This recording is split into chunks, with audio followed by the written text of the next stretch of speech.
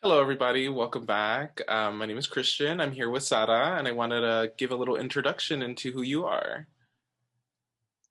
Yes, so I am a model, a student, and just a person existing on this earth right here.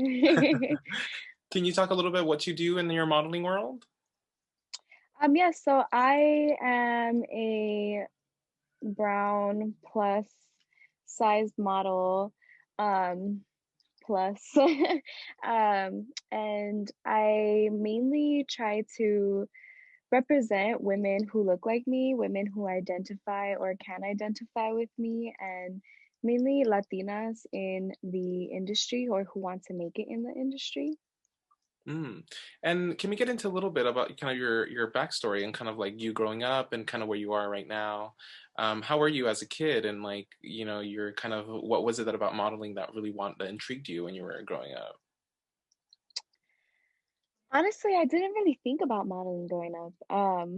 Well, my parents are both immigrants. My mom is from El Salvador, my dad is Mexican, and the typical immigrant parents with like, if you don't go to college, if you don't become a doctor, if you don't become a lawyer, you're not successful in life. So I'm still battling that to this day. But so that was kind of what was ingrained in my head for a really long time.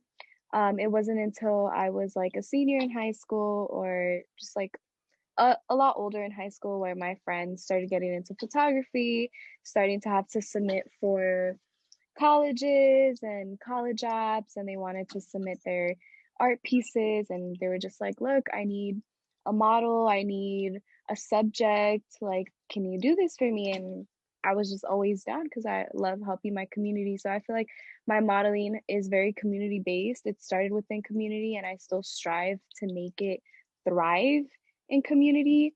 And yeah, that's just what I work for. That's my main goal. I also know that you go to school. Can we also get a little bit into that and what you're studying right now?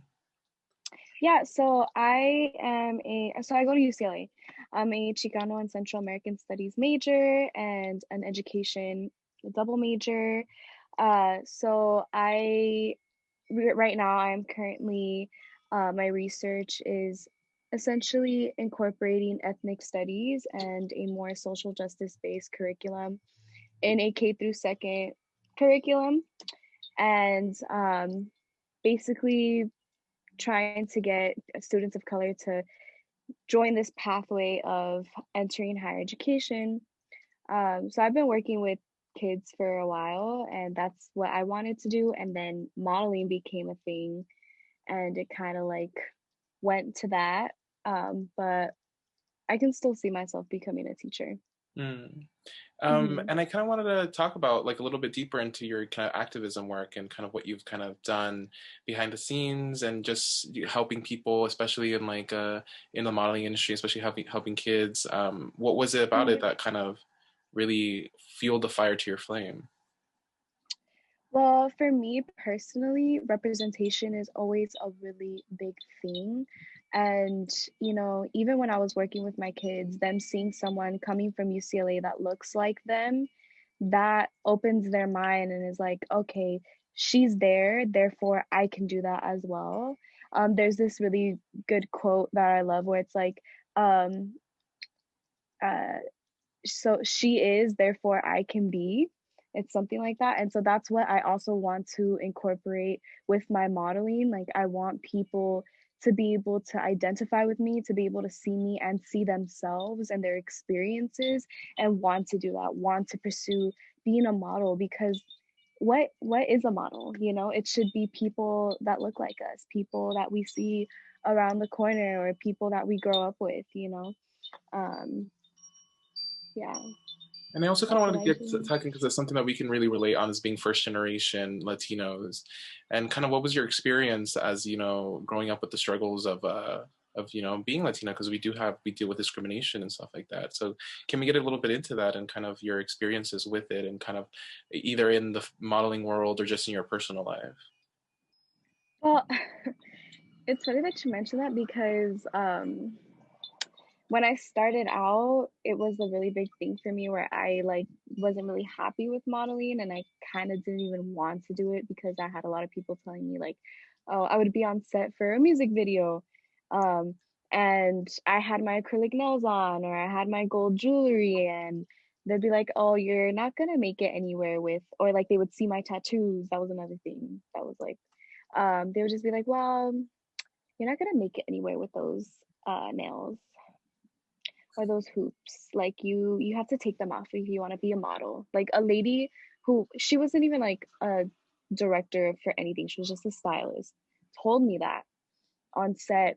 And I was just like, ew. Like that those are disgusting things that we face in this world, in this industry that we shouldn't have to, you know? And I also think that when I speak about, oh, like I want people to see them in me when they see these campaigns or when they see these pictures of myself, I want them to also be like envision themselves and like being the photographer, being the creative director, being the person behind the scenes. Because if we have more community, people will not have to, women of color specifically, will not have to be having to go through these experiences of discrimination. You know, it'll be such a safe space, and that's what I want essentially. And that is the main goal for, I think, all women of color in this industry. Mhm. Yeah. And then So, let's get into now like a little bit into kind of vintage and you kind of your experience with vintage because well, to the audience, we're actually kind of friends. We kind of hang out here and there. So we've done mm-hmm. two shoots already. We'll do one for what Katie did soon. So, knowing your experience with vintage, can we kind of get into that and kind of your perspective on what vintage is? Because I feel like as Latinos, our exposure to vintage is usually like thrift stores or our grandmother's closets, so or like heirlooms that we got passed down, Yeah. especially being Latino. Like I feel like we get a lot of gold jewelry, and I feel like there's such a romanticized glamour that is embedded into Hispanic culture. And we Mm. kind of talked about this previously, but some of the favorite stars that we kind of have. And can you get into just some of that and some of your favorite like your exposure to vintage? Yeah, so my exposure to vintage starts essentially by going to the thrift store, as you mentioned. Like that was my everything. That was like our like what's a big store? That was like our Ross or like our Macy's, you know? And we would be just so excited to go, and I would find the most unique, amazing pieces. And my mom also makes clothes, so sometimes I would raid her closet too. And I still have some of her stuff. But that's kind of how I started getting into introducing to vintage. I like didn't even know it was considered vintage until I started wearing like my pieces in high school, and like people would be like, "Oh my God, where's that from?" And then go to the same thrift stores as me and like try to like copy my style. Uh, but it's literally like I dress this way because I was poor. And yeah, I think in terms of like vintage stars or like mujeres in vintage, I would say like Maria Felix is like a really big idol for me. Um, Flor Silvestre. Who else? Oh my God, there's so many names. Also, you know who else was low key icon like back in the day? Celia Cruz with the wigs, with the outfits, an icon, literally vintage icon. um, but yeah, I think those women really shaped because my my grandma used to watch a lot of the um like the golden cinema. I don't know if that's what it's called, but like the old cinema movies, where they had like the rancheros and like the beautiful like Mexican stars in like the 50s on channel 22. It's like a little like Latino channel. And they would sing, they would do, it's very theatrical, and the costume that they would have is very beautiful. And so that's why I like wanted to dress like that. That's where I guess like my love for vintage started. And then can we get into as well on kind of your family's backstory and kind of your beauty routines and kind of how I feel like as well like a Hispanic, and it goes for everybody out there, but we kind of always have this kind of beauty routine where we kind of dress up and we present ourselves in a specific way, because either entwined with our culture and also with like racism that us as Latinos deal with every single day, being discriminated against, and where we kind of have to present ourselves as like the sophistication so that we can be Hmm. respected as that. Yeah. Can you talk a little bit about that? Because I do know your mother, your mother's job, and kind of considering like your background with your parents and kind of the struggles that you deal with and stuff like that. Yeah, I definitely will say that um, when Latinos dress up and get very extravagant, it's a form of escapism for them from like these systems of oppression that, you know, are enforced on them. And it's a way of agency in a way where they feel comfort in it, and they feel like it lifts them, not only like emotionally, but like it lifts their spirits, and it lifts their spirits as a pupil. And I feel like, my grandma, my great aunts, they all were the type of women that, they couldn't even leave to go to the grocery store without putting on their makeup, without putting a bold gold earring, or like just a like a crazy pattern on, like they always had to be striking before leaving the house. But with my mom, I will say that it's a little different because she cleans houses, and so she's constantly working, and she doesn't really think about like beautifying herself as much. But I will say that from her, I did get like a solid skincare routine, because my mother's skin is great. um, but yeah, I think that just for us as a community and as a whole, getting ready is a part of our culture. It's a part of our presentation. Hmm. Yeah. And then can we also get into kind of your agency that you kind of work for, and kind of like maybe giving some advice for a model out there who is plus size or just a person of color who wants to get into it and wants to be a little bit more exposed? Can you get into kind of what agencies are and maybe kind of help people out who want to get into it? Yeah, of course. So I'm signed to Natural Models. They're a very inclusive agency, and they sign plus size and are starting to sign like smaller sizes too. But they're all about having their models of color, and they just really push for inclusivity. And they're about it. Like my agent is Latino, he's queer, he's with it, he knows what's up. Like he takes such good care of me. And I don't know, if you really want to get into modeling, I would say just do it. Go for it.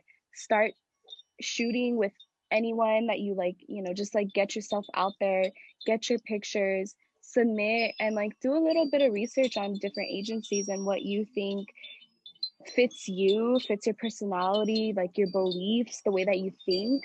um, and submit to those agencies that you think you would fit the best in. Yeah. And can you give a little thing of what exactly is an agency, a modeling agency for people? um I feel like you can model without an agency. I was modeling without an agency for a while, but like the whole purpose of an agent, or like having an agency, being signed to one, is to have more like someone fighting for you to get your checks, someone that knows the industry and will have those connections ready for you, um, someone who really just backs you up in the modeling industry. Like if an incident happens, your agent is there, has got you covered. If you're not comfortable, you vocalize it to your agent. So when you're freelancing, you don't really have though that form of representation, and your agent is someone who represents you. Yeah. Hmm. And I kind of just to kind of end it all, do you have any advice out there for somebody who is somebody like you, or somebody who can maybe take some really good take something away from you, if there's anything on that comes to the top of your head? um I will say uh community comes first always, and your community is literally like your golden ticket. Strive through your community, and yeah, I think that's it. Oh, well, I want to thank you so much for being on with me, and even though we're friends on the side, I really appreciate Yeah. you being on and kind of doing this interview for us. And I really thank you for. I've said this with every interview. I thank you for doing what you're doing, especially in this industry, and being the person you are, because you're a trailblazer. Whatever you do in your life is going to affect a lot Thank of people, you. and you're doing it, and you have a heart to yourself just never lose that. Because I know, especially in this industry, it tends to kind of get lost, and because you're Oh surrounded by yeah. so many people, and it starts to get really cutthroat. And I really appreciate you, and I feel like that's why I really like you as a friend as well, because you have such a strong heart to yourself. Um, Thank yeah, sorry. you. I appreciate you so much. Oh, I love you too. So I want to thank everybody for tuning in and watching. I'll link all of Sara's social media down below. So if you ever want to get into, see more of her, you can. But I want to thank you guys, and hope to see you in our next episode. Alrighty, bye.